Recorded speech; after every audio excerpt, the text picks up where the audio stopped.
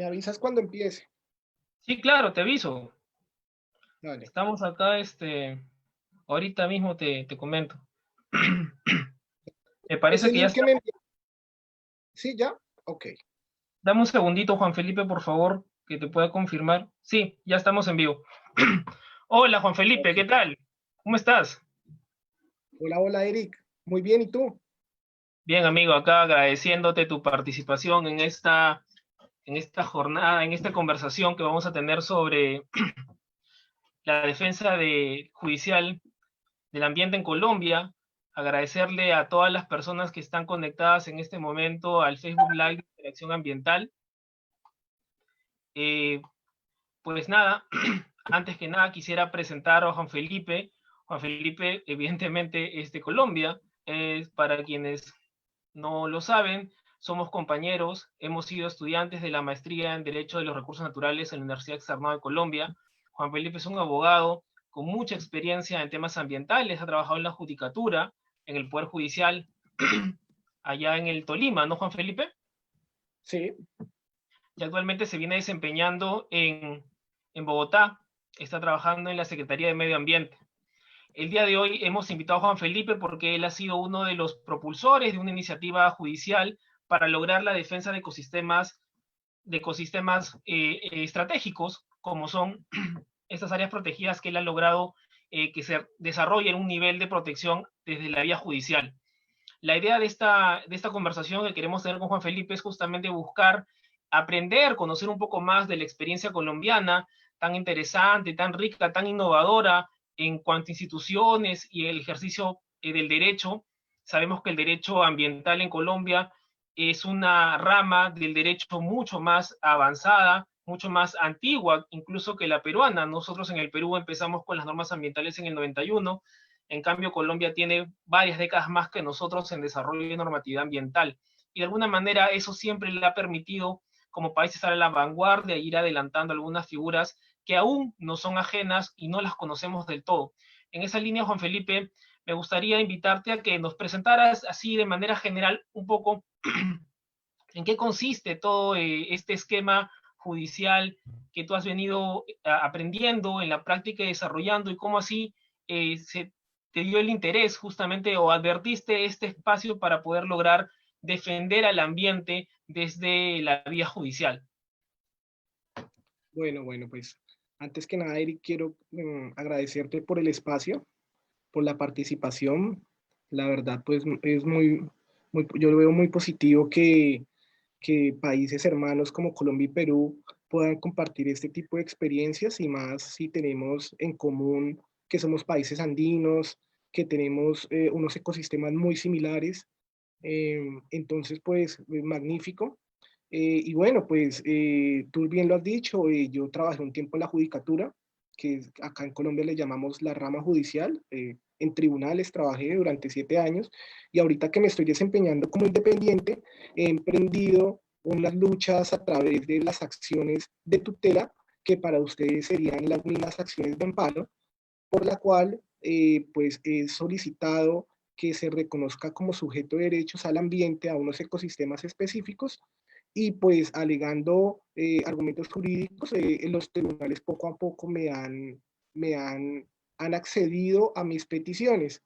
Entonces, una de las motivaciones, una motivación es una personal para interponer este tipo de acciones, es que mi madre durante muchos años trabajó en la zona donde prácticamente se inicia ese ecosistema, esa área protegida.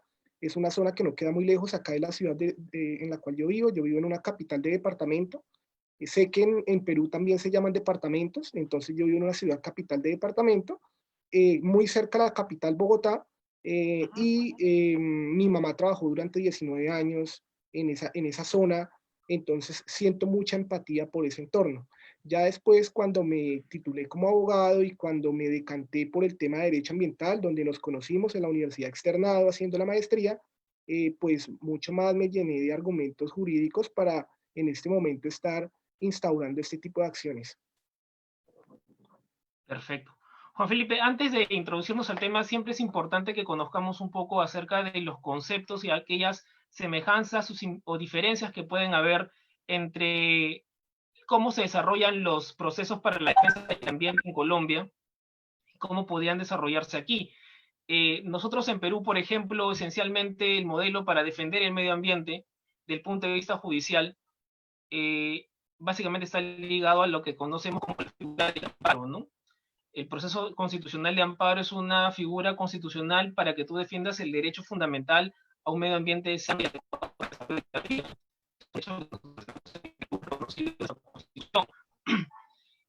Sin embargo, no tenemos esa figura de reconocer al medio ambiente como sujeto de derecho. Hablando la protección del ambiente. ¿Me repites esa última parte? No te escuché.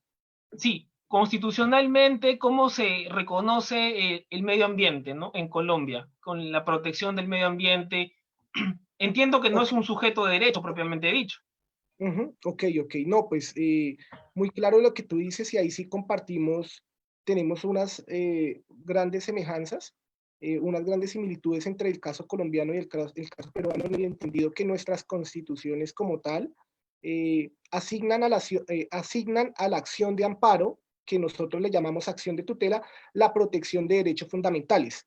En un principio, de acuerdo a la lectura literal de la Carta Política, de la Constitución Política, no existe la figura de reconocimiento a la naturaleza como sujeto de derechos.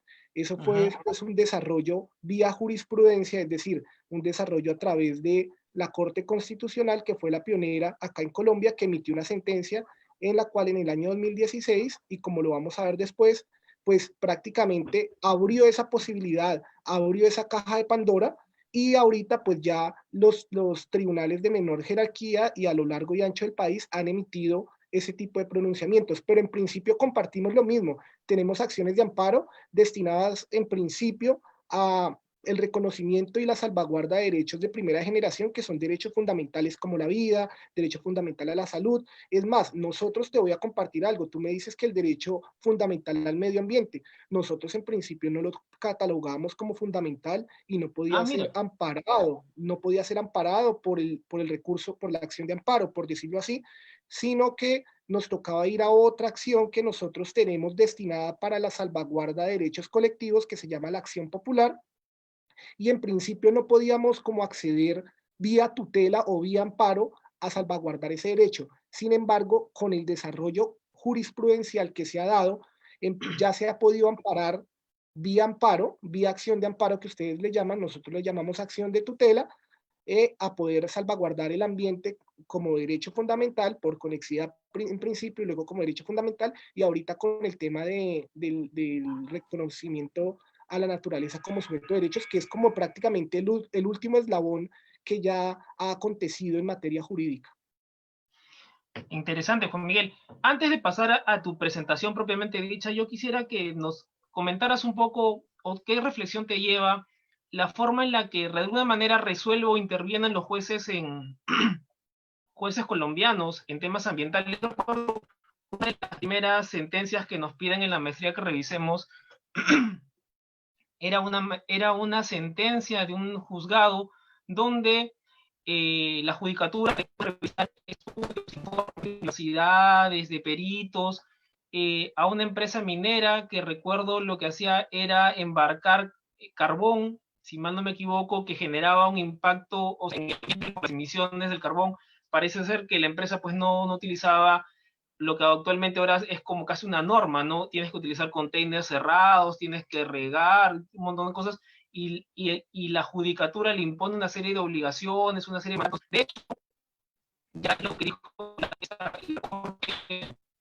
sobre el río Bogotá, ¿no? Esta sentencia tan famosa respecto a imponer obligaciones al Estado para que cumplan con recuperar el río Bogotá, exigirle a los municipios que estén de Bogotá que tengan plantas de tratamiento de aguas residuales. Una sentencia que a mí me pareció tan necesaria, por ejemplo, que tenemos nosotros aquí en Perú, tantas cuencas importantes en las grandes ciudades donde hay una contaminación y todos sabemos que está contaminado, pero que como que todas las a la empresa que se encarga del sistema de saneamiento, o sea, el tratamiento y la recuperación para potabilizar el agua.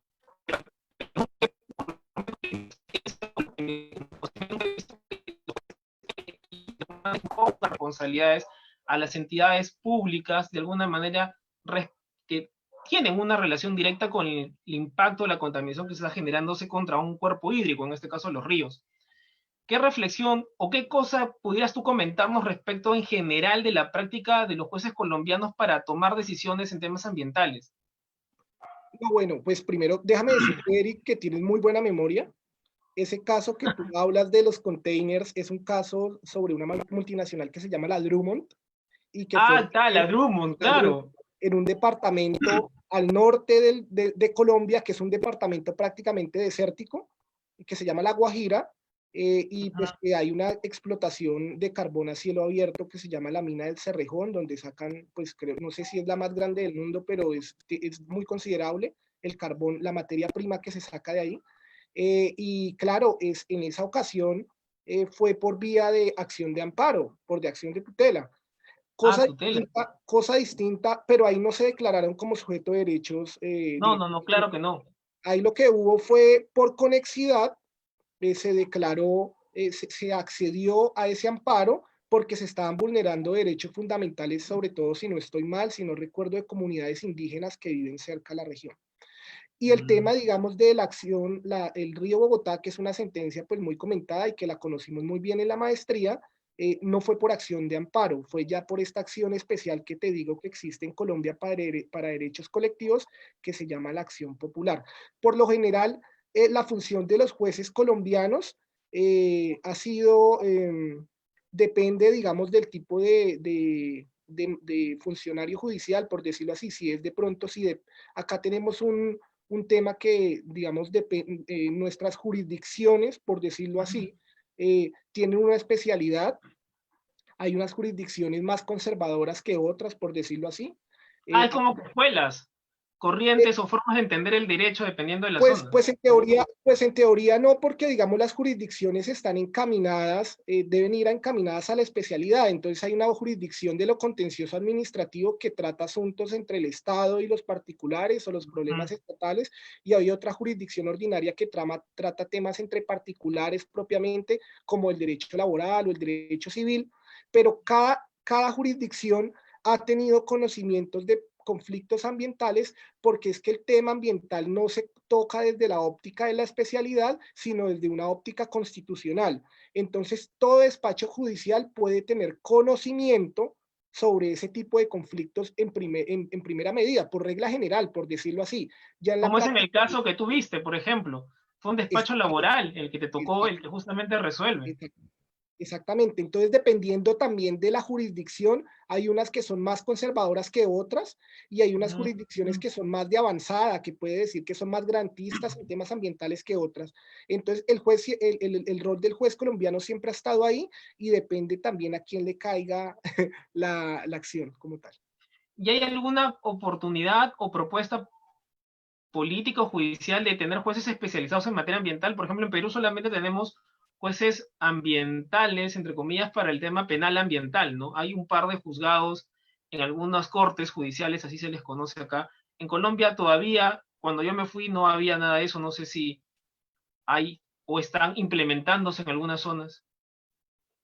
Está en pleno debate, Eric. Ahorita ya hay unos Ah, mira. proyectos de ley que están andando en el Congreso de la República, en el cual están pues proponiendo la creación de despachos judiciales, de tribunales ambientales, y pues ahorita la discusión doctrinal, por decirlo así, de los conocedores del derecho ambiental es si es necesaria, si no es necesaria, o si, digamos, de aplicarse sería necesario la especialidad de la jurisdicción contenciosa administrativa, quien por regla general lleva ese tipo de conflictos, o si es necesario crear una jurisdicción aparte. Tenemos unas referencias de derecho comparado. Yo, la verdad, coincidencialmente, cuando hice mi tesis de maestría, mi tema fue tribunales ambientales. Entonces, uno de los grandes referentes es el caso chileno, pero en el caso chileno tiene muchos reparos porque pues a la larga la mayor crítica es que prácticamente no son como tales unas corporaciones judiciales porque primero no hacen parte del poder judicial y entonces empieza uno como pues sí, Medio eso extraño, ¿no? sí es una figura extraña porque si bien están sujetos a lo que dice su tribunal Superior, digo, su Corte Superior o su Tribunal Supremo, son órganos que en la ley, es la ley 20.600 del año 2012, si no me equivoco, dice que no hacen parte del Poder Judicial. Entonces son más o menos como unas superintendencias ambientales que prácticamente tratan de resolver conflictos ambientales, pero que en la práctica sería más temas de administrativo ambiental, temas de licenciamiento y estas cosas. Entonces, y tiene otros reparos, como digamos que es interdisciplinario los magistrados que conforman ese tipo de tribunales, y eso si bien, digamos, el tema ambiental es interdisciplinario per se, habría que pues mirar que a veces hay un tipo de problemas cuando un magistrado que una persona que ejerce la magistratura no es una persona conocedora de leyes. Entonces, como tú Claro. poner a proyectar una sentencia a un ingeniero ambiental o sin quitarle el mérito a los técnicos, pero pues una cosa es el jurídico, el juez, y otra cosa ya es un técnico que dé un dictamen pericial o que digamos, un informe importante. Perfecto. Técnico. Juan Felipe, entonces creo que podemos dar ahorita paso a la presentación que nos has traído, que vas a compartir con nosotros. Te ¿Listo? tengo que... ¿Sí? ¿Te parece? Listo, dale. Autorízame, yo ya acá la tengo ya lista para presentar y me dices, ¿listo? Ya, te hago hospedador, creo que esa es la anfitrión, sí. Listo. ¿Sí? Ok, Ya listo. está, ya se puede, ¿no? Listo. Espérame a ver. Tú me dirás cuando Ahorita mismo. Sí, ¿la sí, ya están está. viendo? Listo, perfecto. No, no sé, no, no la veo. A ver, déjame. Espera un No, momento, no entonces sé. compartir. Creo que es compartir. Espera un momento, creo que es así. Claro, Compartir compartir pantalla. pantalla, me parece. Listo. Y creo que ya la ven. Sí, ya está. Perfecto, listo. Perfecto. Listo. Entonces, ¿me escuchan bien y me ven bien? ¿Listo? Sí, te escuchamos, Juan Felipe. Perfecto, listo. Pues lo quise titular como La naturaleza como sujeto de derechos en Colombia. Es una presentación bien corta, y los casos judiciales que quiero traer a colación son el caso del Parque Nacional Natural Los Nevados y el caso del complejo de Páramos Las Hermosas, en el cual soy accionante, y pues el Tribunal Superior de Ibagué pues accedió como tal a mis peticiones y declaró como sujeto de derechos a estos dos ecosistemas. Entonces quiero hacer una contextualización más bien regional andina, por decirlo así. ¿Cuál es el enfoque constitucional que nosotros tenemos frente al ambiente? Acá hago un pequeño listado de los 4 países andinos: Colombia, Perú, Ecuador y Bolivia. En este vemos el año de la constitución de cada país, y más o menos el enfoque que tienen frente al ambiente frente a sus recursos naturales o su entorno, su naturaleza. Podemos decir que la Constitución colombiana de 1991, y supongo que también la Constitución peruana de 1993 están muy influenciadas por todo el tema de la Declaración de Río de 1992. Ustedes la expidieron después, nosotros antes, pero ya teníamos muchos argumentos, muchos conceptos que prácticamente dieron base en el caso colombiano, emitir una constitución ecológica, que si bien es una constitución que tiene un componente fuerte en materia ambiental, que reconoce los derechos colectivos y derechos al ambiente sano y la necesidad que tenemos nosotros eh, integrantes de este país para tener una vida digna con un ambiente sano, pues habría que decir que de todas maneras el enfoque frente al ambiente sigue siendo un enfoque antropocéntrico, un enfoque que vemos el recurso natural todavía en ese entonces como un objeto de apropiación, como un objeto, no como un sujeto de derecho, sino como un objeto de beneficio para nosotros, y pues obviamente con unos conceptos mucho más amigables con el entorno, pero con un enfoque antropocéntrico. Es decir, nos importa el ambiente porque el ambiente nos beneficia directamente. Nos importa el ambiente porque de los recursos naturales nosotros como países en vías de desarrollo dependemos mucho de materias primas, entonces necesitamos tener un ecosistema medianamente equilibrado para poder explotar esos recursos y poder convivir con esas situaciones. En Perú, pues tú me corregirás cualquier cosita, pero Sí, claro. pasará algo muy parecido a lo colombiano en su carta política, un enfoque antropocéntrico, un enfoque que un objeto, una naturaleza como objeto de apropiación, de usufructo, de utilización, y también una naturaleza destinada a ser protegida, pero para la salvaguarda y para la protección de los peruanos. Entonces, pero no como sujeto de derechos. Algo que se ocurre muy distinto años después con las constituciones de Ecuador y Bolivia, cuando pues por sus cambios políticos de la década del 2000, pues empezaron profirieron estas constituciones con un enfoque eh, cultural, un enfoque ambiental muy arraigado, y pues que también claramente un enfoque ecocéntrico, biocéntrico, como se quiera ver, porque prácticamente ponen en primer orden el tema de la Pachamama, ponen en primer orden desde el texto constitucional a la naturaleza como sujeto de derechos.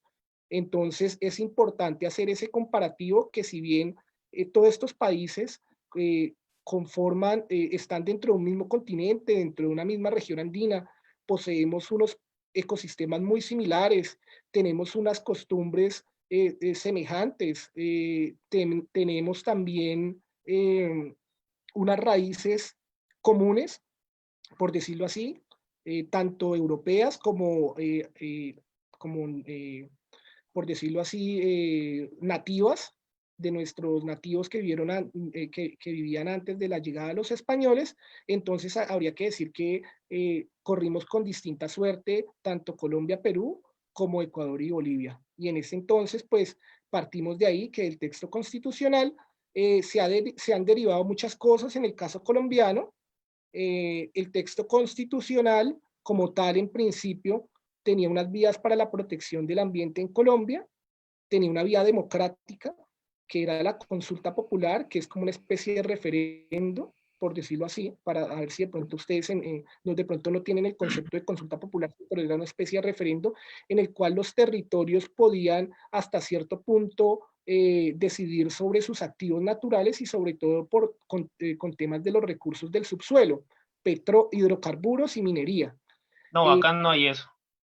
Entonces, nosotros lo teníamos, pero pues debido a cambios institucionales, bueno, y prácticamente personas que ahorita integran la Corte Constitucional, que es nuestro máximo tribunal constitucional, pues se dio un viraje en una tradición jurídica que nosotros llevábamos desde hace muchos años protegiendo el ambiente y reconociendo la participación de las comunidades, y pues ahora ya no contamos con esa consulta popular. Para mí el caso de la consulta popular es muy sensible porque Ibagué, mi ciudad natal, está muy cerca de un pueblo, un municipio que se llama Cajamarca, que creo que también hay un departamento Sí, claro. hay un Un departamento en Perú. departamento y una provincia y una ciudad que se llama Cajamarca también, claro, aquí. Famosa también por Acá temas mineros. sí, Claro. sí me he dado cuenta.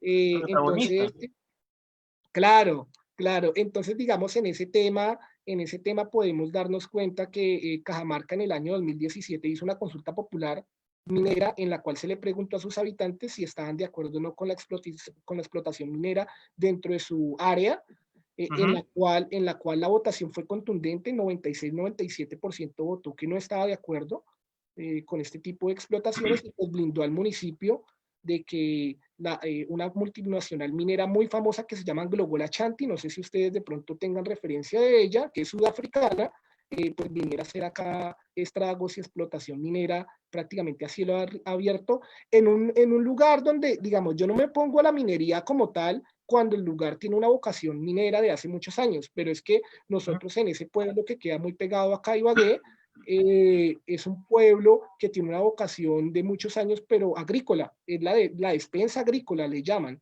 Entonces, La tú vas despensa a, agrícola.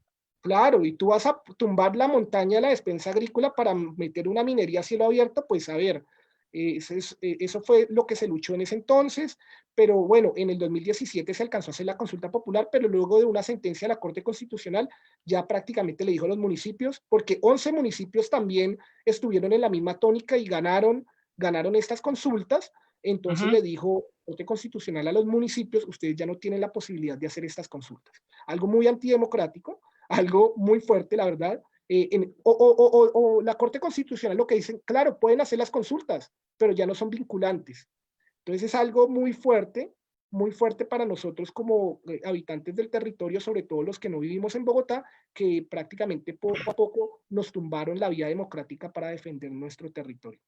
Juan No sé, Felipe, y esa dime. precisión que hace la Corte Constitucional, permíteme que te consulte, o sea, lo que hace es terminar de cerrar de repente un aspecto que no estaba del todo claro en la Constitución, porque puede ser que sea una consulta popular, pero la propia Carta Constitucional no decía que este era vinculante. Aunque también tiene un poco, podríamos decir también, ¿qué sentido tiene si hacer una consulta si es que al final no vas a recoger lo que se resuelve como resultado de la consulta también? Entre o sea, entre esas figuras medias extrañas, la Corte terminó diciendo, no es vinculante.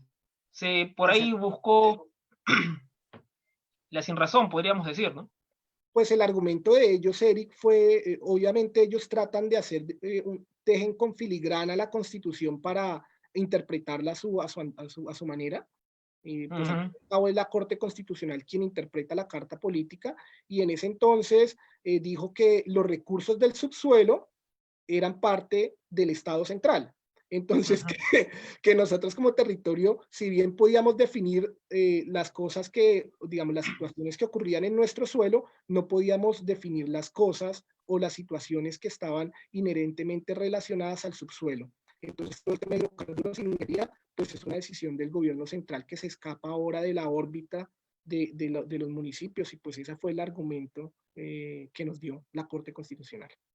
Ahora, permíteme comentarte que, por ejemplo, en el Perú también la figura el esquema para la administración o el aprovechamiento de los recursos naturales es igual, ¿no?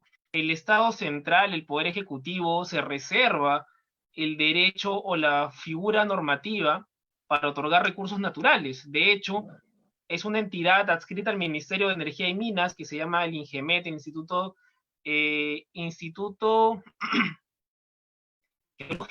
Metalúrgico, si mal no me equivoco, la que otorga este derecho que se llama el de la concesión minera, ¿no?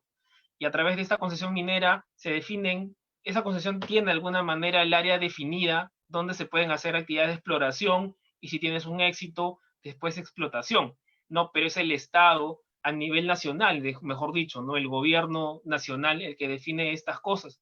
Y de hecho también aquí ha habido durante los momentos más álgidos, de alguna manera, enfrentamientos justamente entre yo recuerdo también el gobierno regional de Cajamarca con el Estado por un proyecto minero, el proyecto minero Conga, ya hace varios años, que justamente llevó a una sentencia también de nuestro Tribunal Constitucional en la que se le dijo al gobierno regional de Cajamarca que la definición de cómo se iban a aprovechar los recursos naturales minerales, específicamente los mineros, no le correspondía, porque lo que había hecho el gobierno regional de Cajamarca era sacar una ordenanza en la que prohibía que ciertas zonas de su territorio fueran para el aprovechamiento de los recursos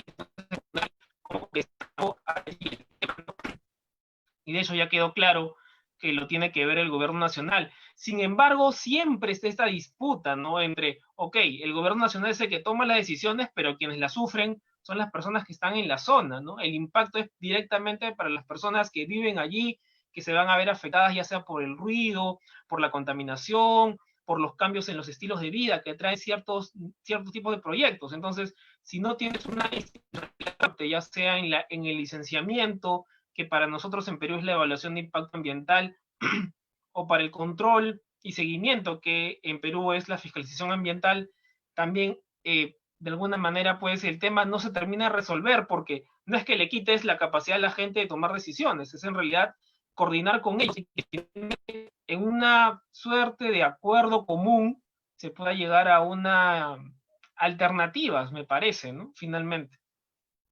No, y en ese caso creo que la sentencia dijo eso, que realmente lo ideal sería que la entidad central estatal coordinara con las comunidades, pero pues eso que se pase del papel a la práctica es un poco difícil, porque realmente puede haber mucha participación de la comunidad, pero realmente el que va a tomar la decisión es el gobierno central. Es decir, en eso nos parecemos porque, claro, antes, digamos, la consulta popular está desde el 91 y solo hasta el 2013 se empezó a utilizarla para estos temas. también el pionero fue un municipio acá cerca, acá en el departamento del Tolima, que se llama Piedras, y lo que pasó fue que el gobierno se dio cuenta que pues las comunidades estaban frenando proyectos mineros. De pronto ya habría que evaluar cuál era la justificación de cada municipio, si cada municipio si tenía vocación minera o no. Ese ya es otro asunto, pero para el tema puntual de Cajamarca no tenía nada de vocación minera y realmente era como una maldición tener un poco de oro debajo de la montaña, que la montaña prácticamente nos da agua, nos da vida y nos da alimento.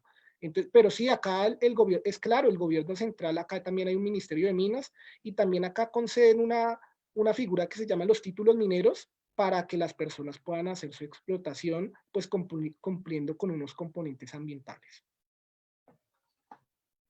Son muchas las similitudes que yo veo, Eric, pero lo que pasa es que acá nos dimos cuenta hasta el año 2013, digo, que podíamos hacer este tipo de consultas y pues se utilizó el mecanismo y ya puede que de pronto sí se estuviera, y eso es una crítica también a la utilización de estos mecanismos, que de pronto se estuviera usando el mecanismo para frenar para frenar prácticamente la actividad minera en el país, a veces justificada, a veces injustificadamente, pero realmente de tajo la Corte Constitucional ahorita dice estas consultas ya no son vinculantes. Tú ahorita hablabas el tema de una ordenanza, que me imagino que es un acto que emite alguna corporación territorial, ¿no, Eric? Exactamente. Ahí sí me gustaría que, claro, ese es un tema, por ejemplo, una de las cosas que a mí más digamos, me sorprendió de alguna manera y me gustaría que compartas con las personas que nos están viendo qué es una corporación, ¿no? Porque, por ejemplo, y te comento un poco aquí cómo funcionan de alguna manera. Las funciones ambientales o relacionadas al aprovechamiento de los recursos naturales están de alguna manera reservadas para el gobierno nacional, pero algunas funciones transferidas, y de hecho se han transferido algunas funciones a los gobiernos regionales, pero los gobiernos regionales son básicamente estructuras administrativas de una serie de funciones dentro de su nivel de gobierno que no solamente se ciñen a lo ambiental, sino también tienen funciones en materia de salud, también tienen funciones en materia de funciones en materia de, no sé, de comercio, turismo, de distintas funciones similares a las que tiene el gobierno nacional a nivel, vale de la redundancia, los gobiernos regionales también la tienen a nivel regional, pero no tienen esa característica, esa particularidad que sí tienen las corporaciones, que es una suerte de especialidad en cuanto al tema ambiental. Y así, a mí me gustaría que por favor comentas y detallaras un poco de qué hablamos cuando hablamos de corporaciones.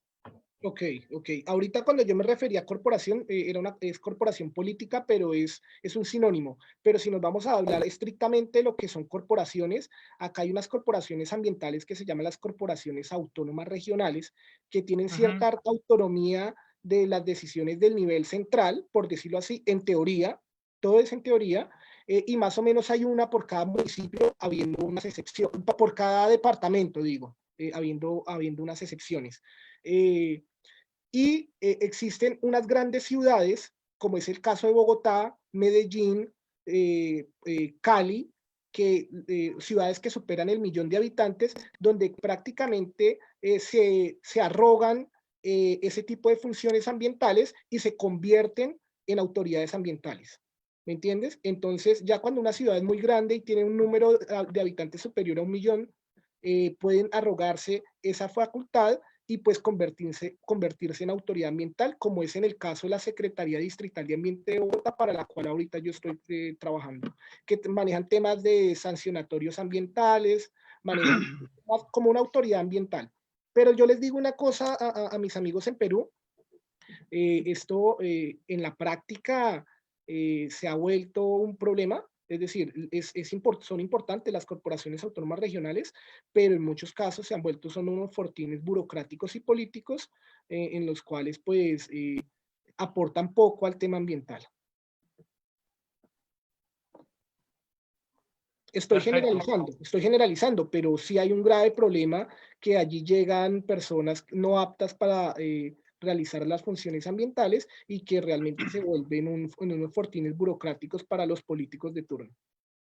De hecho, una de las cosas que a mí más me causaba extrañeza cuando llevaba las maestrías contigo era la poca coordinación que había de políticas, ¿no? Por ejemplo, el Ministerio del Ambiente desde el gobierno central o nacional tiende a establecer los grandes lineamientos y políticas para una serie de temas. Pero una de las cosas que ustedes me contaban, y los profesores también confirmaban, autónomas son literalmente autónomas, pueden hacerle caso al Ministerio del Ambiente como pueden no hacerle caso, y finalmente tienen carta libre, por decirlo así, para tomar las decisiones que les parezca más adecuadas. Sí, en muchas ocasiones son ruedas sueltas. Se supone que hay un sistema nacional ambiental, que la ley 99 de 1993, prácticamente la que creó el Ministerio de Ambiente y la que desarrolló principios ambientales, adoptó unos principios de Río de Janeiro y pues se supone que se creó un sistema nacional ambiental que, si bien no está jerarquizado, sí debe ser armónico y debe estar interconectado, pero realmente en la práctica uno ve que hay muchas decisiones y muchas posturas que no están propiamente articuladas. Sí. Ahí veo que tienes un comentario respecto a la acción popular del caso del río Bogotá. Listo. ¿Qué nos puedes comentar al respecto? Bueno, esta sentencia que le gusta tanto a mi amigo Eric es una sentencia muy buena, es una sentencia como más de 1000, no recuerdo bien, 1500 páginas, no recuerdo, muchísimas más de 1000. Sí. Es una sentencia. La tarea fue, me acuerdo en la maestría, que hacerle un resumen, no sé si te acuerdas, que nos pidió un resumen la doctora María el Pilar. No me acuerdo el nombre, María el Pilar. Sí. No, la de... Hay una doctora que ve áreas protegidas y agua, ¿te acuerdas? María Teresa, María Rosa. Creo que era, no era de pronto la doctora Gloria Álvarez, si no estoy mal. Gloria Álvarez, claro, la doctora Gloria Álvarez. Claro.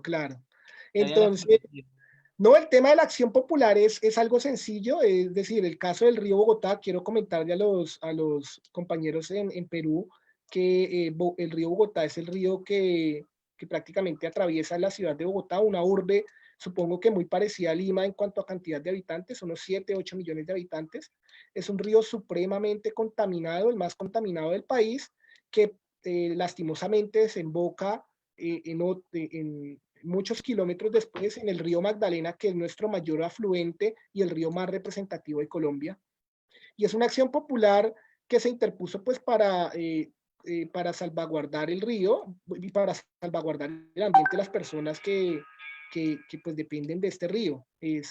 La acción popular, como lo decía, es una acción que la Constitución la destinó para amparar derechos colectivos y del ambiente.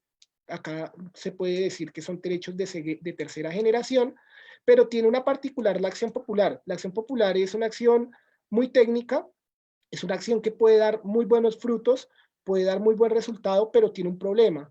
Tiene un problema en materia probatoria, en materia probatoria, en el entendido que muchas acciones populares se demoran muchísimos años en los despachos judiciales para que se emita o para que se resuelva un fallo. Este caso del río Bogotá se demoró como 12 años para emitir una sentencia, 12 años. Y ustedes saben que un río se seca en un año, un bosque se puede forestar en unos meses, pero pues imagínate, esperar una decisión judicial para tomar medidas 12 años después es algo que pues va en contravía de no sé si de la eficacia de la acción, pero pues sí es algo que deja mucho que desear. Sí, completamente de acuerdo con Miguel. Juan Felipe. Y bueno, pues ya mirando que la primera vía, la consulta popular, no es viable, la segunda vía, la acción popular, pues se demora muchísimos años en los despachos judiciales por X o Y asunto. Nos queda la acción de tutela o el recurso de amparo, que fue el mecanismo que yo utilicé para que se reconociera como sujeto de derechos al Parque Nacional Natural Los Nevados, que es el tema que quiero traer a colación acá con ustedes, compañeros. Entonces voy a cambiar la diapositiva, voy a hacer acá este es un listado de algunos pronunciamientos que han reconocido como sujeto de derechos a ciertos ecosistemas. En el tema de asuntos son los ecosistemas que se han reconocido como sujeto de derechos acá en Colombia. El primero, lo decía, es el río Atrato, es un río muy importante en la zona pacífica colombiana. Es un río que tuvo un problema de minería ilegal, un problema muy complejo, social, ecológico, ya que es un río que cruza sectores muy deprimidos de nuestro país, unos departamentos, sobre todo el departamento del Chocó, que es un departamento muy pobre, y pues que la Corte Constitucional cuando conoció la sentencia, cuando conoció el asunto, y pues de acuerdo a una argumentación muy bien elaborada, pues declaró como sujeto de derechos al río Atrato y también impuso una serie de órdenes que también relacionan a las personas que tenían derechos con ese río, derechos ancestrales, derechos de negritudes que estaban sobre el río, derechos de personas que tenían una relación muy estrecha con el río, y pues prácticamente fue esa caja de Pandora que después desencadenó en todos estos pronunciamientos. Estos son algunos casos, pero quiero traer los más relevantes. Está el tema de la Amazonía, que la declaró la Corte Suprema de Justicia en el año 2018, el páramo de Pisba, que son ecosistemas andinos de alta montaña, de altísima montaña, donde están los llamados frailejones. No sé si ustedes de pronto en Perú tienen visión sobre los temas de los páramos. Acá en Colombia hay gran cantidad de páramos, que son unos reservorios de agua muy importantes. Está el tema del río Cauca, que ríos declarados como sujeto de derechos, el río Cauca y el río Magdalena, los dos principales ríos del país, y un tema del Parque Vía Salamanca, que es un parque nacional natural, bueno, una especie de parque nacional natural que también ha sido declarado como sujeto de derechos.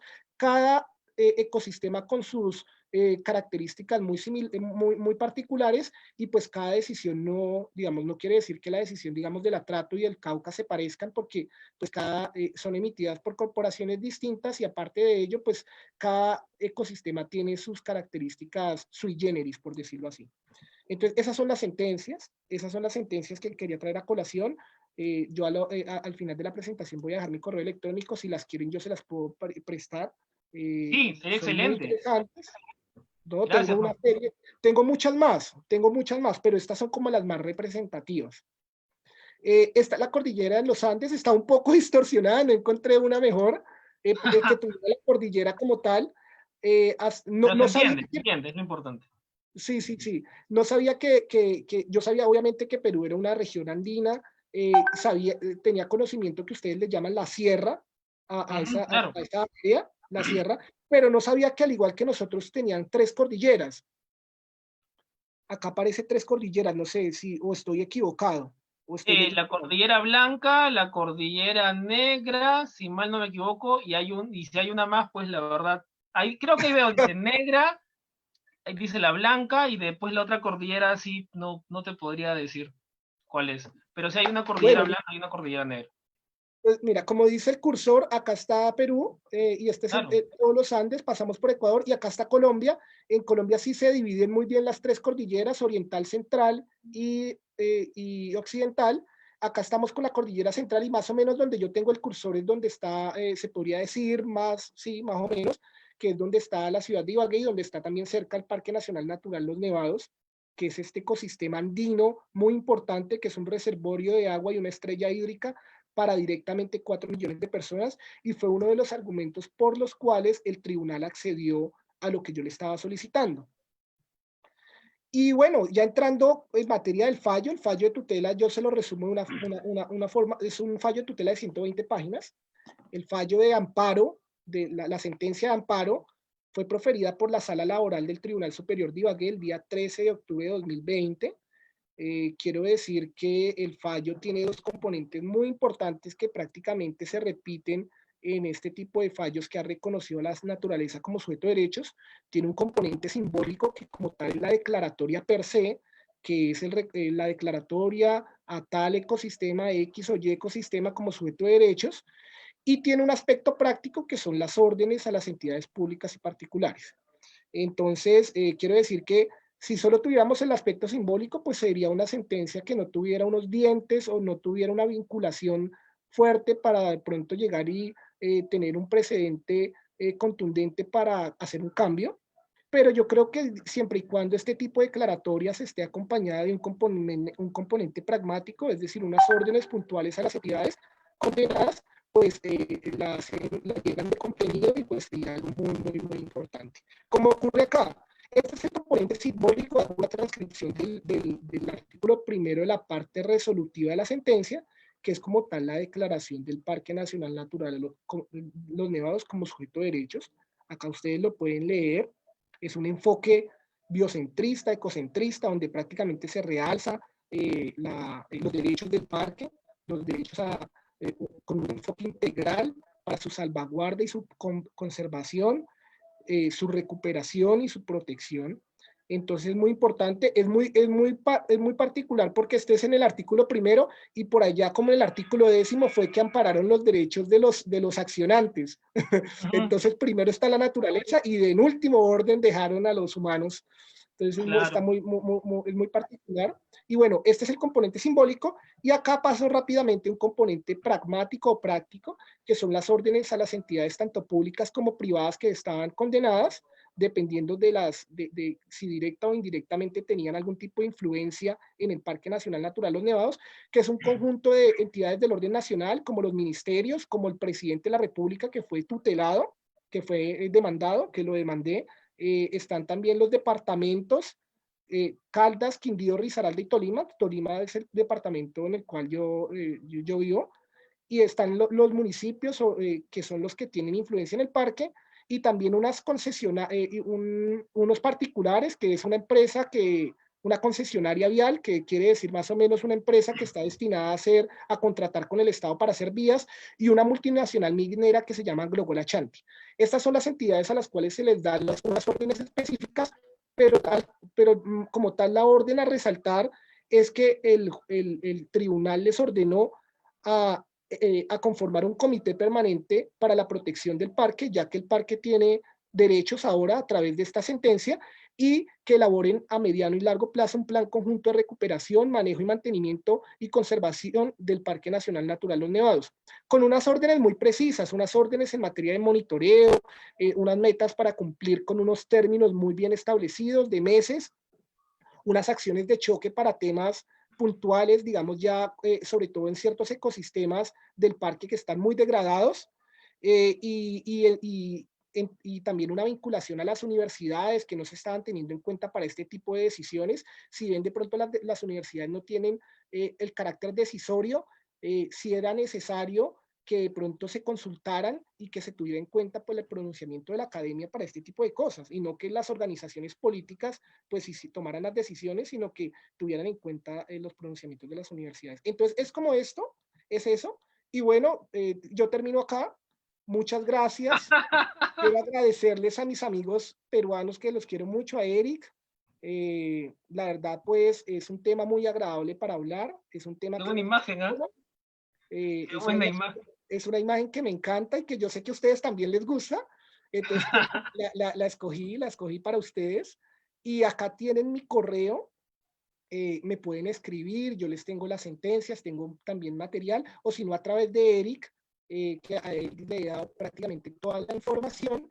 Y no, pues totalmente agradecido. Es una invitación de pronto para que analicen el tema desde la doctrina y puedan ver de pronto qué tipo de aplicabilidad se le puede dar en Perú. ¿Por qué no? Si pasó en Colombia, es decir, esto no lo inventamos los colombianos. Este tipo de conocimientos ya vemos que nuestros países hermanos nos están dando cátedra, tanto Ecuador como Bolivia.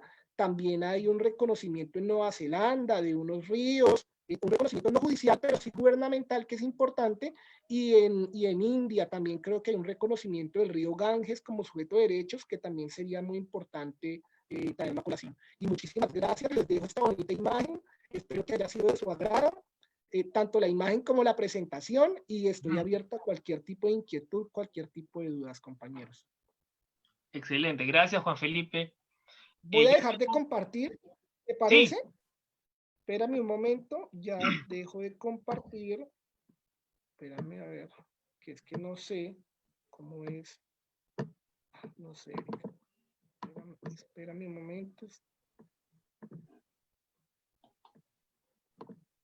Creo que dejé de compartir ya, ¿cierto, Sí, compañero? ya lo dejaste. Yo invito a las personas que nos están viendo, si quisieran realizar algún tipo de preguntas, por favor, nos las hacen a través lo pueden hacer a través del canal del Facebook Live. Igual, Juan Felipe, yo tengo un par de preguntas a propósito de tu presentación que me gustaría que nos comentaras un poco. En primer lugar, cuando uno presenta una tutela, siempre el primer recurrido, por decirlo así, contra quien lo presentas es el presidente de la República. ¿Eso es normal? ¿O de repente fue parte de la estrategia para ir a lograr de repente tener más, parte de la estrategia es ilegal, para tener más llegada de repente o más, se le dé más importancia quizás al tema? Bueno, eso tiene dos componentes. Sí, en principio, el presidente tiene unas funciones claras y debido a la magnitud, pues, a la magnitud del problema y también a la importancia de un ecosistema que comprende a 4 departamentos, era necesaria su vinculación, pero también tengo que reconocer que es un tema de estrategia jurídica porque vinculándolo a él, este tipo de situaciones llegan a unas esferas, a unas altas esferas judiciales, que es la Corte Suprema de Justicia, que es donde en este momento se encuentra en estudio esta sentencia en segunda instancia. Entonces, tiene los dos componentes. Es decir, era necesario demandarlo porque, digamos, para un tema sobre todo de la delimitación del parque que todavía no es clara, entonces es necesario que él a través de su ministro encargado, de su ministro del ramo, pueda hacer la declaratoria como tal, la delimitación que en este momento, imagínate, muchos años después de que se creó el parque, no existe una cierta, no existe de pronto, ¿me están escuchando? Sí, sí, sí. No existe una cierta delimitación del parque y unas zonas que se llaman las zonas amortiguadoras del parque que son importantes ecosistémicamente. Entonces, eso y también por la estrategia jurídica para que lo conozca en su momento la Corte Suprema de Justicia. Interesante. Pero no es normal, no es normal, no es normal que uno demande al presidente. Claro, claro. Una pregunta, y creo que por ahí de repente se nos pasó preguntarte por ese aspecto. Tú al principio de esta conversación nos comentaste que tu mamá trabajó en la zona durante muchísimos años y que por ello tienes una relación personal con este Parque Nacional Los Nevados.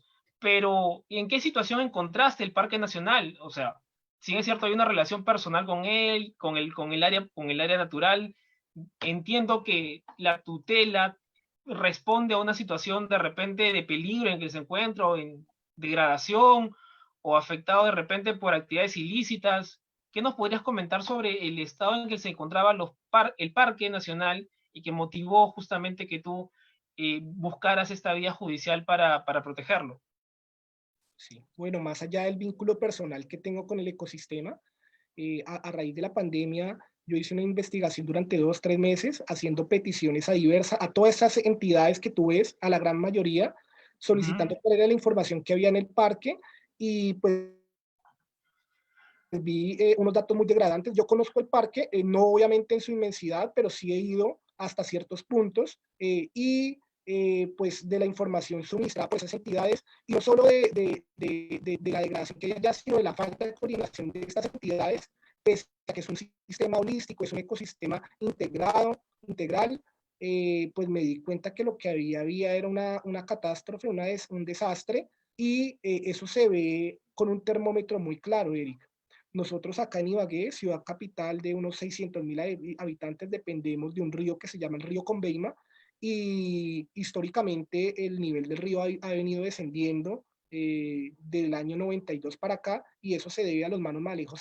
Pues obviamente hay factores de cambio climático y todo esto, pero si nosotros no nos hacemos a la tarea de hacer una buena adaptación y una buena mitigación del cambio climático, pues prácticamente en unos años nos vamos a quedar sin agua, y eso responde mucho a los malos manejos que se están haciendo cuenca arriba, que es de donde emana el agua, que el agua de Ibagué pues, se emana del Parque Nacional Natural de Nevados. Entonces, un termómetro es el río, el nivel del río, y lo otro pues es la investigación que yo hice por 2 meses, 3 meses, en el cual pues haciendo un análisis de datos me di cuenta que el parque estaba totalmente degradado, no solo para la parte de mi departamento, Lima, sino también para la parte occidental, y donde hay actividades mineras, actividades de ganadería extensiva, actividades de agricultura irresponsable, en los cuales pues no tienen en cuenta los componentes ambientales que son necesarios para este tipo de ecosistemas tan frágiles. Juan Felipe, tenemos una pregunta de Eliezer Osvaldo Hernández y nos pregunta, ¿se pueden tutelar por dos o más derechos que no se están cumpliendo? Esa es su pregunta ahorita que nos acaba de realizar en el Facebook Live. Bueno, muy buena la pregunta. El amparo acá en Colombia, tú puedes invocar varios derechos.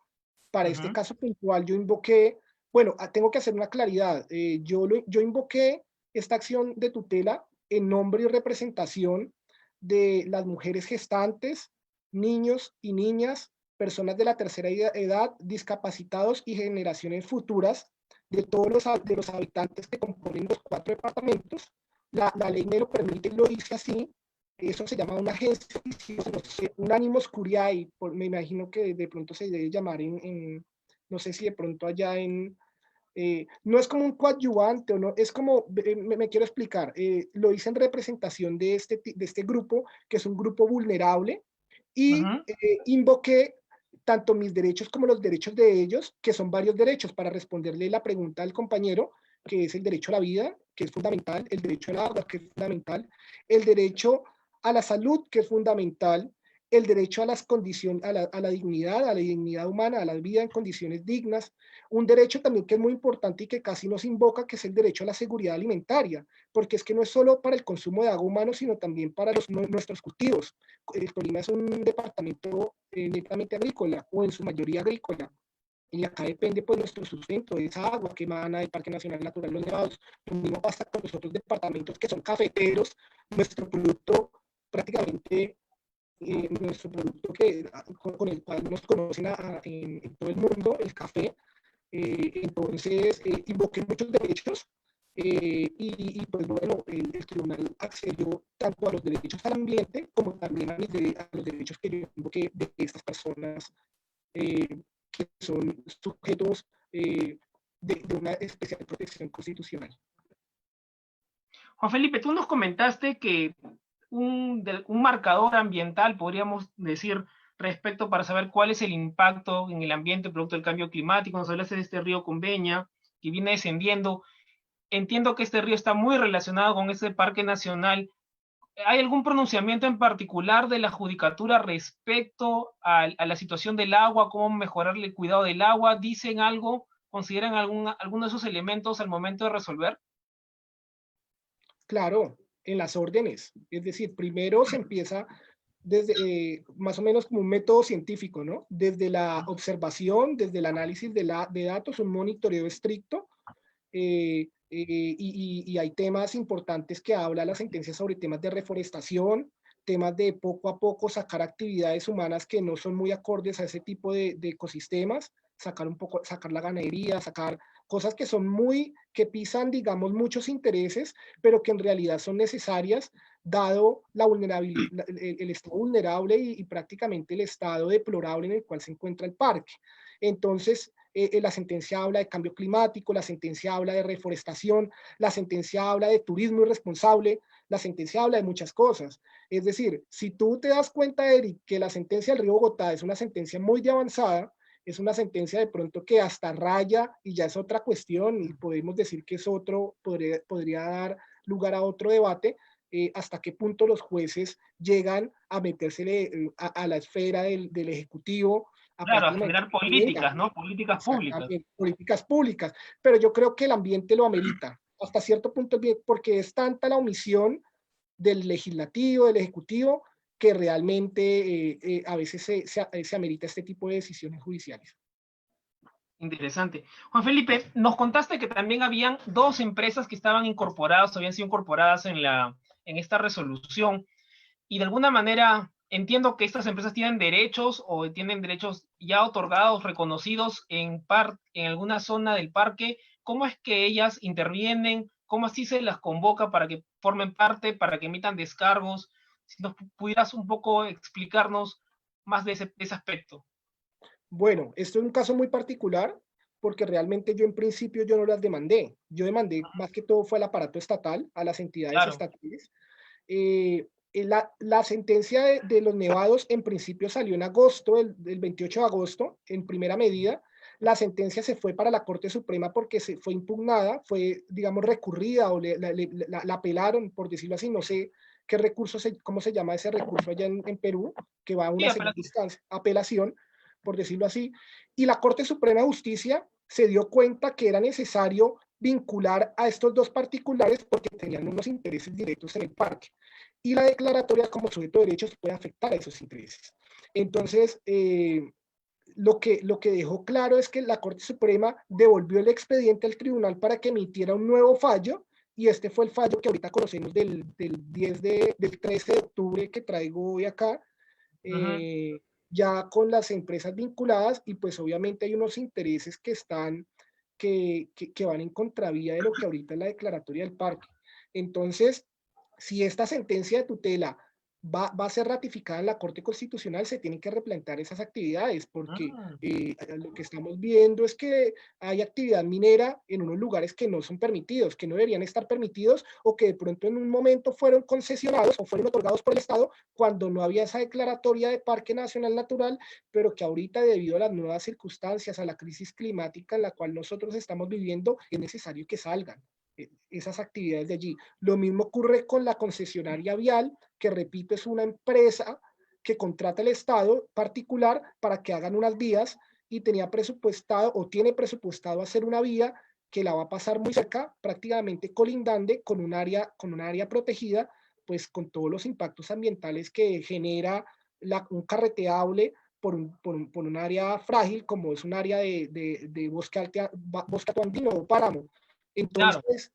Entonces pues prácticamente pues hay mucha gente que no está muy conforme con esto. Es decir, yo me respaldo es con las decisiones judiciales. Yo interpuse la acción de tutela, puede ser una caja de Pandora y pues ha ocasionado todo este tipo de cosas, pero si realmente nos damos cuenta que estas actividades no están cumpliendo con el componente ambiental que recae sobre ellas, pues es muy bueno que estas sentencias judiciales sirvan para replantear esos usos que se le está dando al parque, porque es importante una cosa, y lo dice la propia sentencia, es importante invertir los usos que se le está dando al parque. Al parque debería servirnos principalmente para temas de investigación, para temas de turismo ecológico, no para temas de agricultura o ganadería extensiva, y ni mucho menos de minería. Entonces es muy bueno que invirtiéramos, y lo dice la sentencia, el enfoque que se le está dando, los usos que se le está dando al parque, y que diéramos prioridad a temas de investigación que son tan importantes ahorita, sobre todo para el monitoreo del cambio climático. Juan Felipe, ¿y la sentencia tiene plazos? ¿Establece plazos para que las corporaciones se pongan de acuerdo para la conformación de este comité permanente de protección del parque del que nos hablas? ¿Cómo lo pautea más o menos la sentencia? Tiene unos plazos de meses, es decir, creo que le ordena 2 meses para conformar el comité, y unos meses después para elaborar el plan de manejo ambiental del Parque Nacional Natural de Nevados, en el cual tienen que estar sentados todo este tipo de entidades y sentarse y coordinar, porque más allá de la sentencia no está creando obligaciones, más allá que le impone la ley o la constitución a las entidades. Es decir, las obligaciones siempre han estado en el papel. Lo bueno de esta sentencia es que le dicen, bueno, cumplan las funciones, claro, siéntense en una mesa y dense en cuenta, y tienen que darse cuenta que este es un sistema, un ecosistema holístico, integrado, que acá no existen unas divisiones administrativas que imponen los humanos que son invisibles para el ambiente. Entonces, es como prácticamente el poder de la sentencia es que obliga a las entidades a coordinar a través de este comité para la elaboración de este plan. Aquí en Perú tenemos algo, y creo a propósito de un comentario, tú dijiste en un punto que el Parque Nacional Los Nevados no estaba delimitado, es decir, no se había establecido cuáles eran sus límites, no estaba esta zona de amortiguamiento que es necesaria para justamente proteger el parque en su integridad, porque la zona de amortiguamiento tiene justamente esa finalidad de proteger el núcleo del área protegida. Ahí tengo una pregunta. ¿El parque no está declarado como área protegida o está en esta suerte de situación jurídica de tránsito? Y un poco contextualizo mi pregunta.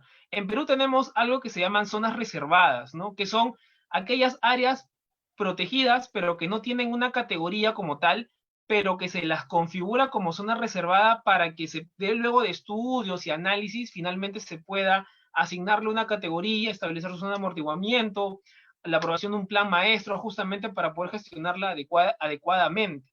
Y de verdad toma muchos años, si no, o sea, muchos años literalmente, para que finalmente el Estado adopte, tome la decisión política de crearlas. Porque como tú bien señalas, la creación de estas zonas de protección o de conservación, estas áreas protegidas, limitan derechos preexistentes en algunos casos o expectaticios en otros, ¿no? Entonces, hay todo un debate en torno a eso muy interesante. No me quedó claro cuál es exactamente la situación jurídica del Parque Nacional Los Nevados. O sea, ya están declarados como tal, pero lo único que hace falta es delimitar esos aspectos o no está declarado como tal, pero sí hay un reconocimiento de repente fuera del sistema de áreas protegidas que como zona reservada, por decirlo así. Bueno, no, interesante tu pregunta, Eric. Hay que decir lo que me imagino que igual que en Perú, acá existe una jerarquización también de ecosistemas y hay unos ecosistemas que se protegen, prácticamente se blindan, que son los máximos ecosistemas que se llaman los parques nacionales naturales, y hay otro tipo de ecosistemas como parques regionales, como son varias categorías, por decirlo así, pero Categorías, claro. la máxima es del Parque Nacional Natural, como es en el caso de los nevados. Me imagino que en el caso que tú dices, no es un parque nacional natural, en Perú no, No, no, en el Perú lo que tenemos son zonas reservadas, o sea, zona reservada, sí. identificas una zona y dices, ok, esta zona podría ser parque nacional, podría ser santuario histórico, santuario Ujú. nacional, reserva nacional, podría ser coto de caza, que son las jerarquías que nosotros tenemos para Sí. definir qué tipo de área protegida es. Entiendo entonces que el Parque Nacional de los Nevados ya está reconocido como parque nacional, entonces está en la máxima jerarquía, pero al no haber estos instrumentos que permiten su protección adecuada, como su delimitación y su zona de amortiguamiento, es que justamente viene a colación todas estas dificultades para gestionarlo adecuadamente. Porque, ok, ya sabemos que existe el parque, pero no sabemos hasta dónde llegan sus límites, cuál es la zona de amortiguamiento, qué actividades se pueden hacer o no se pueden hacer. Finalmente es como que en la práctica no lo protegieras, ¿no? Porque más allá de la declaración, que es un papel, lo que tú necesitas son acciones concretas de parte del Estado para delimitar la adecuada gestión de la zona, finalmente. Perfectamente, Eric. Y mira, el parque está declarado como Parque de los Nevados desde el año, si no me equivoco, 73 o 79. Es decir, desde la década del 70 ya está el Claro. parque como tal, la máxima expresión la máxima categoría que es el Parque Nacional Natural, es decir, donde están los usos más restringidos a la actividad humana, por decirlo así, prácticamente ecosistemas en cierto punto pristinos, que sin intervención Claro. humana, muy como estilo americano, por decirlo así, que hay zonas prácticamente vedadas, salvo para comunidades indígenas, pero en el caso del parque no hay comunidades indígenas, sino solo comunidades campesinas. Entonces, existe la declaratoria desde hace muchos años, pero por omisiones institucionales no existe claridad, primero en cuanto a su dimensión, porque hay unos documentos que dicen que el parque tiene 580 kilómetros cuadrados, que es una extensión bastante considerable, y hay otras que dicen como 610 kilómetros cuadrados. Ahora, no tiene muy bien definida la zona de amortiguamiento, es decir, la zona que debería bordear el parque y que debería destinarse para unos usos y que prácticamente amortiguan el impacto de la actividad humana. No está definido eso y hasta tal punto esa parte de la zona de amortiguamiento es muy importante porque, digamos, en el tema de esta vía que pretenden construir, la concesionaria o la empresa que pretende construir la vía se está basando que como no hay declaratoria de zona de amortiguamiento, entonces pueden construir la carretera o pueden mantener la carretera. Entonces, prácticamente se hacen, se utilizan de mala fe, yo diría, una omisión al aparato estatal, una omisión a la estructura estatal, pues para socavar y para llegar y explotar de manera indiscriminada áreas que en últimas, pese a que no estén bien definidas, pues hacen parte de un sistema holístico, integral y muy frágil como es el Parque Nacional Natural Los Nevados. Interesante, Juan Felipe, todo lo que nos comentas. Y ya para ir cerrando esta interesante conversación que hemos tenido, te agradezco nuevamente por haber accedido este, a este diálogo conmigo, con todas las personas que nos siguen en Interacción Ambiental, que somos un espacio que justamente buscamos traer temas, conversarlos, compartirlos, porque el conocimiento finalmente es eso, ¿no? Es poder compartir con la gente, poder exponer algún punto de vista, generar debates, y finalmente en esa línea todos aprender un poco, ¿no? Y nada, felicitarte por lo que vienes logrando en este tipo de éxitos, ¿no? Y que, ¿quién diría, no? Que estas clases allí en el externado, donde íbamos aprendiendo nuevas cosas, pues han traído sus frutos y de verdad, muy orgulloso que estés avanzando en esa línea. Quisiera hacerte una pregunta ya para ir cerrando esta conversación.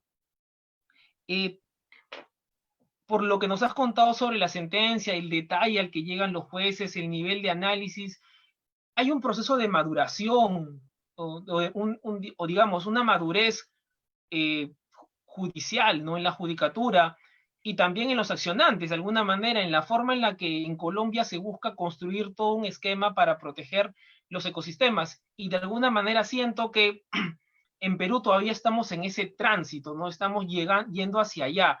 Si tú tuvieras que contarnos cuáles son de repente estos hitos o estos procesos por los cuales se tiene que ir avanzando o pasando para alcanzar este tipo de decisiones en una corte constitucional, como el caso del Río Átrato, que todavía no tenemos un pronunciamiento así en el caso peruano. ¿Qué reflexiones nos podrías tú compartir con nosotros, ¿no? ¿Cuál es ese proceso que se tiene que ir desarrollando, ir avanzando para alcanzar este estado de madurez, ¿no? Para que unos jueces, un grupo de jueces, amparen peticiones como la tuya. Bueno, no quiero sonar atrevido, los científicos son científicos y nosotros somos jurídicos, Uh -huh. pero es muy importante hacer, yo creo que un ejercicio de observación, de recolección de datos. ¿Para qué? Para llenarse de argumentos, pese que, digamos, cuando salió la sentencia del Río Atrato, por ninguna parte del ordenamiento jurídico colombiano existía la posibilidad de la declaratoria como sujeto de derechos. ¿Me escuchas bien? Sí, ¿cierto? Sí, sí, la imagen está un ¿Me poquito escuchas como bien, que... Eric? Sí te escucho. La imagen ahí se Listo, detuvo, pero tu audio está bien. bueno, listo. Entonces yo creo que es importante el tema de la recolección de datos, de la observación. Yo creo que es muy importante, digamos, si ustedes en Perú ven que un río tienen especies de fauna que son endémicas, que son importantes no solo para la apropiación humana o para la utilización humana, sino para el propio ecosistema. Si ustedes en Perú que en la sierra existen de pronto especies que son esenciales para el tema, digamos, del equilibrio ecológico. Entonces yo creo que llenarse de argumentos técnicos, ya que no los hay jurídicos por este momento en Perú, y hacer una buena acción de amparo destinada a que el juez, con base en unos pronunciamientos, con base, digamos, en una nueva realidad, en una crisis climática en la cual estamos viviendo, hacerle entrar al juez y decirle que se puede declarar como sujeto de derechos a un ecosistema por sus propias características y por sus propias riquezas, y que aparte de eso, nosotros hacemos parte de esa naturaleza, nosotros no podemos seguir en la tónica o digamos en el ideal que nosotros estamos aparte de la naturaleza, no, nosotros hacemos parte de la naturaleza, y en ese orden de ideas yo creo que sería importante argumentarle eso al juez, y que no solo el ecosistema es importante para su propia subsistencia como ecosistema,